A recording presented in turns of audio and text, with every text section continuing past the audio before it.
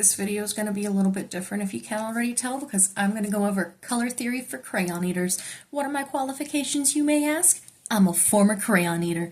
So without further ado, I'm going to start us out with some easy vocabulary. So when it comes to talking about color theory, these are the things that you're going to want to keep in mind. First of all, you have your hue. That's easy. That's just the color name.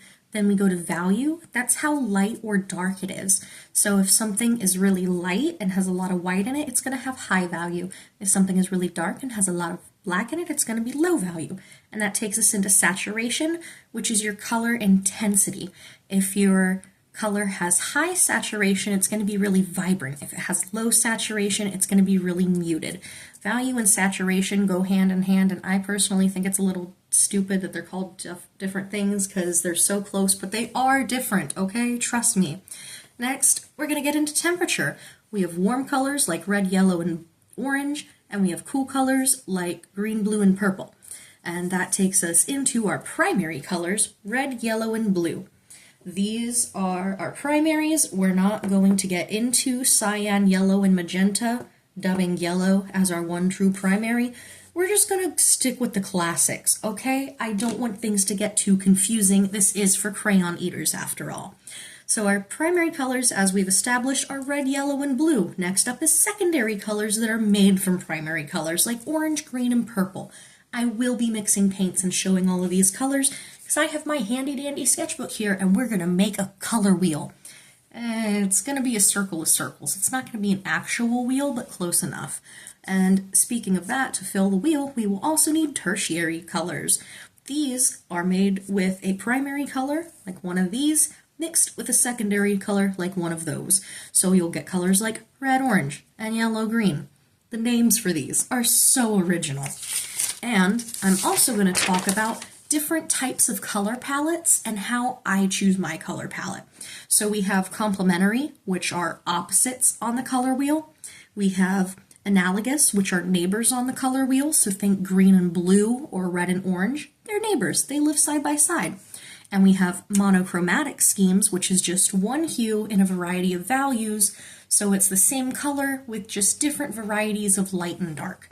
And then we also have triadic. That's going to be three colors that are evenly spaced out on the color wheel, so it makes a triangle. And then split complementary, which has two colors with both of, oh no, sorry, the split complementary is one color plus the two more colors on either side of its complement. Sorry, I made that way more complicated than it needed to be. When I show you, it'll make sense. And then the tetradic is the one that's two sets of complements, so it's the rectangle scheme. And without further ado, let's get painting. I don't think I actually thought this through. I have a paper plate to mix on. I have red, yellow, and blue, and I am grabbing a paintbrush because I had one in my gouache. Woohoo! Sorry, that was a probably very loud click. So we are going to take our brush, dip it in a little bit of water, and get some red loaded up on my brush. And let's see, what way is the video facing? Video is facing this way.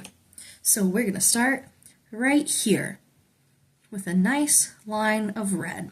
And I don't think I'm even going to bother making them an actual circle because you know what? It's not that deep. You'll understand. You're probably going to hear some funky swishes. That's me cleaning my brush. Enjoy. Let's see. Oh man, one dip of red and it already stained the bristle. That's the only thing that stinks about these synthetic brushes sometimes, is that they stain so easily and I never think my brush is clean, even if it is. But anyways, our second primary color is going to be right down here, and it is yellow. And as I said, yellow is considered to be the true primary color because whenever you're working with art, you usually work on a cyan, yellow, and magenta scale. And again, I'm not going to get into that because I don't feel like it. And I just keep bringing it up because it bugs me. Because people might say, if they care, oh, red, yellow, and blue aren't true primaries. And to that, I say, they are in this video, bud. So that leads us to our third not true primary, blue. And this is where things are going to get interesting because now we're going to start mixing. So we have red, yellow, and blue. I have got them mostly evenly spaced out, good enough for this example.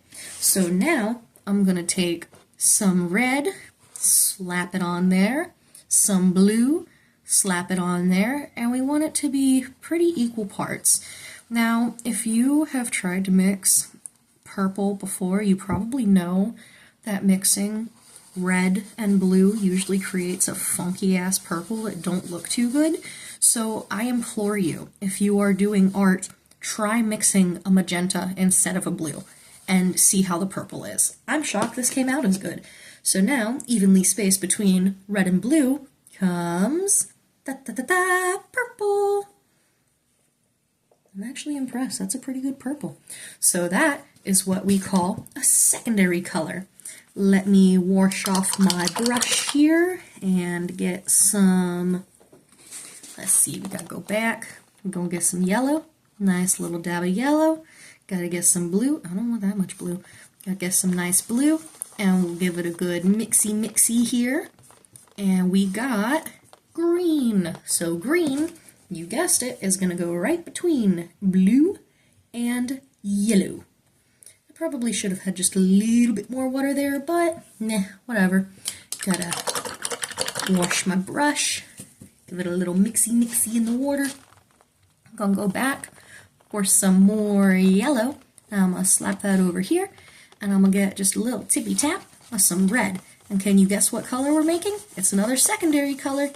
Oops, sorry, you probably couldn't guess because I wasn't doing it on screen. But if you guessed orange, good job. I'm proud of you. Little crayon eaters learn so quick. Nice. So, now we have our primary colors, red, yellow, blue, and our secondary colors, orange, green, purple. And do you know what comes next? We did 1. We did 2. Now it's time for 3, tertiary colors. So, I'm going to go to these secondary colors I have mixed. And I'm going to get some orange on my brush and take a little dab of red and just give it a little bit more of a mixy. And that leaves us with a very red-orange. And that goes, you guessed it, between red and orange. That's actually a pretty color. I like that. And then after that, just going to wipe my brush off real quick. We're going to take the other bit of the orange, get a little dip of water, get a little dab of yellow, and mix it in to the orange. And guess what we have this time? This time, yellow-orange. And it goes between, you guessed it, yellow and orange. And then next, let's see, we just had yellow, so let's keep it up with the yellow scheme. We're going to take a little bit more yellow, slap it down here, and let's see, I am using gouache, so I can just reactivate any of the paint that dries, which I love. But we're going to mix some yellow in with some green and give us a nice yellow-green that goes between yellow and green.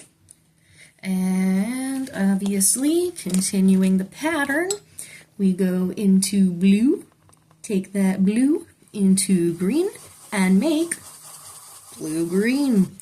God, these names are so difficult. I'm so proud of you guys for keeping along with me. I know it's not easy, but you're doing a really good job, and we're almost done putting all the colors down. Now, we're going to take, let's see, we have some blue. Let's take a little bit more blue, not that much more blue. And we're going to mixy some blue and purple to give us blue-purple, blurple. There's the whole indigo, violet, and all those names, but I don't feel like getting too technical. It was blue and purple. That'll go here. Probably should have used just a little tiny bit more purple, but it's okay. And then last but not least, going all the way back to red. Hello again, red. Stay out of the paint, please. Go mixy, mixy, mixy, some red and purple. Grab just a little bit more water for my brush. Ooh, yeah, that's a good color. And that goes between red and purple. Perfect. Now, you got your wonky little color wheel, and we went over the different kinds of color palettes. So, we're going to use this to find a complementary palette. So, again, complementary palette means that the colors are opposites of each other. So that means they're going to be on complete opposite sides of the color wheel. So this would be, let's see, that red-violet color is the opposite of yellow-green. So a complementary color palette would look like this. You would have that dark red-purple, and then let me make sure I get all the purple off of my brush so I don't muddy it up. That one was yellow-green. That was a good color. I like that color. And that's going to be right there. So those are opposite colors. And you're probably yelling at me, just why don't you show yellow and purple? Don't worry, I will. I'm also going to talk about how the warmth and coolness affects the colors because this is a great example. So let me grab it, because purple is a complementary color to a primary color. So I got some, oh, I didn't wash my brush good enough. Pretend that's like the purest yellow you have ever seen in your life. That's like Abominable Snowman ice cone, the snow cones from Monsters, Inc., the yellow snow cones. Pretend it's that pure. Anyways, so those are examples of, that's gonna bug me, complementary color palettes. Let me just, there we go, that's better. Sorry. Okay. That really irked me. I don't know why. I do know why, but man. Anyways, these are complementary palettes, and they're really close, but you can see the difference is how warm and cool the colors are. So like by adding just a little bit of red to purple, you can warm that really cool color up. And you can also take it the other way by adding just a little bit of blue to purple, you can cool it down. And you can use different warmths of colors to get different feelings for your art. So for example, if something is really warm, usually it feels really bright, really uplifting. If you want to use cool colors, those are more neutral, they're more soothing, and they're calmer. A lot of warm tones like red and orange, those are angry, aggressive colors, you know? That's what it's associated with. Whereas like blue is associated with sadness and tears and things like that. So whenever I'm choosing a color palette, I really like to keep that in mind. I personally really like working with really warm colors, and I really like working with analogous color schemes where I'm working with colors that are neighbors. Let me pull out my sketchbook here because I do have some examples of things that I have painted. And I do have some, so like, man, here we go. Here's an example of something that I painted using neighboring colors as well as kind of a complement, almost, kind of, sort of. So we're using colors, for the most part, that are side by side. We've got pink, we've got purple, and we've got blue shades. And if you see here, blue, purple, and then red. Those guys are neighbors. And I really like to play around with mixing warm and cool tones, but I do try to keep each piece on the artwork its own warmth or coolness. So like the foreground would be warmer than the background, so I try to warm these colors up. Like this is a purple, which is inherently a cool color because it has a lot of blue in it, but by adding just a little bit more red to it, I can warm it up. And like same with the pinks, if I want to cool that pink down like I did for the eyelashes here, I added a little bit more blue to it to help cool it down. And then in the background, I used just a really dark neutral color. It was like a really dark teal. And then I went in with some green with almost blue highlights just to give it a little bit more depth. And let's see, let me go to the last piece that I did. This is something that I didn't really pay much attention to the color scheme to. I knew that I wanted it to be whimsical, I wanted it to be cool, I wanted it to have a lot of depth. And for once, I didn't really want to go all out with the super heavy, unnatural colors, so I kept it pretty close.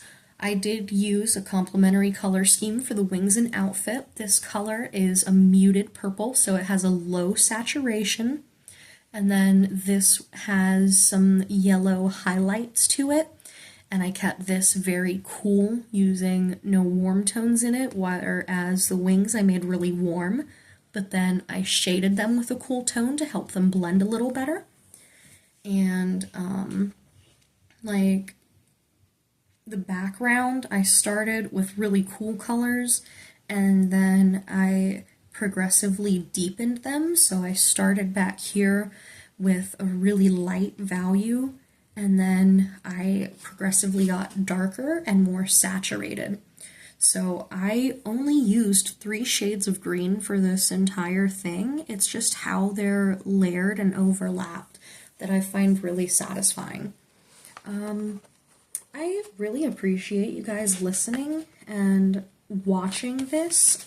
Let me put a little sticky note on this piece so you can actually see it. Like I said, I really like to use colors that are cousins, and I like to use colors that are complementary with each other. So again, I've got the pink and purple. Those guys, they're neighbors, right? They live right beside each other. But then I wanted her to be really warm and bright, so I gave her bright yellow hair and daisies to contrast with the deep purple outfit. And I chose purple because, again, neighboring with the pink, it just fit. It was nice. And then blue is a neighbor to purple, so I put it back there and it felt pretty cohesive while still giving me that nice vibrant burst of yellow that really pops and gives it some good contrast. I absolutely love color. Funny enough, the actual act of coloring something stresses me out so much. But the final product of seeing my pieces fully colored is so satisfying to me. It just makes me so unbelievably happy. Like, look at this. It's so bright and whimsical, and it's even glittery. If all else fails, you know, you can always go on Pinterest and look for color schemes and get ideas from things in life. There are also different websites that are random color generators that are awesome to use. I personally wing it, and you can tell in a lot of my pieces that don't exactly look the best because what is color theory? I sure know it, but am I gonna pay attention? Absolutely not. Anyways, thank you so much, my little crayon eaters. I hope you guys learned at least one thing from this, and I hope that you're able to go forward and come up with some cool color palettes. Think about that vocabulary, look up some examples of different color palettes, and let me know in the comments below, what's your favorite kind of color palette? For me, I, again, really like analogous and complementary palettes, and I really like mixing the two. Again, I hope you guys learned something. I really appreciate everybody that has liked and subscribed to my videos so far. I don't really know what I'm expecting to come out of YouTube. I just know that I'm trying to have fun with it, and that's really all that matters. But I hope you have a wonderful day, and thanks again for watching. Bye-bye.